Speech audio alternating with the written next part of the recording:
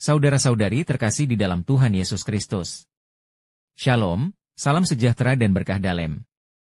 Kami, di Pendalaman Iman Katolik Online, menyadari di antara kita semua umat seiman dalam Tuhan Yesus Kristus. Banyak yang tidak sempat ataupun kurang tertarik untuk membaca Alkitab, maka dari itu kami memberikan rangkuman intisari isi masing-masing kitab per kitab dari Alkitab sesuai judul yang tertera di bawah ini. Maka diharapkan kita dapat memahami isi dalam masing-masing kitab tersebut. Selamat menyimak.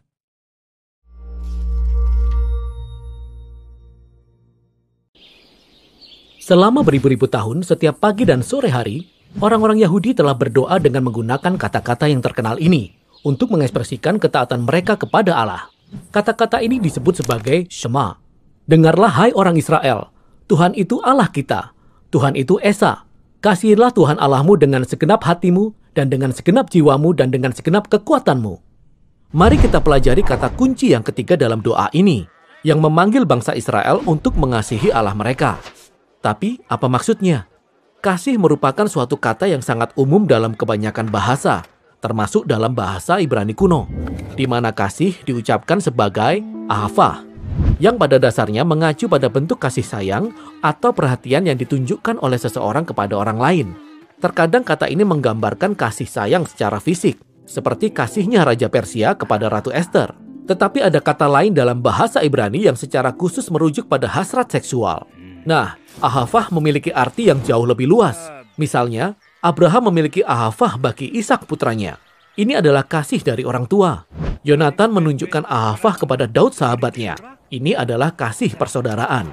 Bahkan, sekelompok orang dapat memiliki ahavah bagi pemimpin mereka, seperti ketika orang Israel menunjukkan kasih kepada Daud, raja mereka. Ahavah juga bisa menggambarkan kesetiaan di antara para sekutu politik, seperti Hiram, raja negeri Tirus, yang mengasihi Daud. Mereka memiliki hubungan yang baik, sehingga Hiram bersedia membantu Salomo, anak Daud, untuk mendirikan bait Allah. Demikianlah berbagai bentuk kasih yang digambarkan dengan satu kata, ahavah.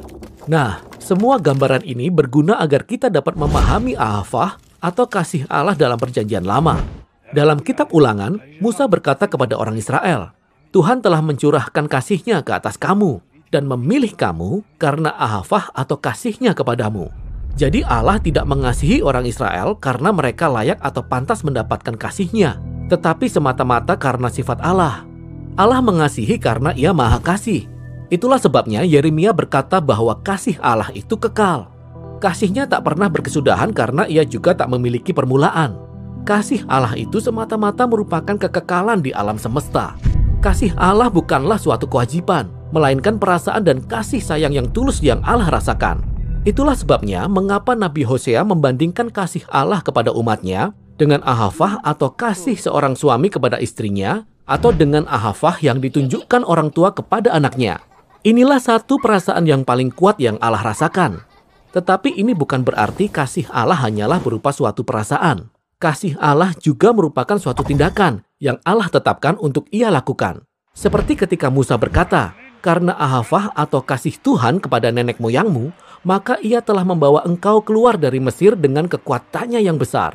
Kasih Allah bukanlah sekedar perasaan, tetapi juga sesuatu yang Allah lakukan.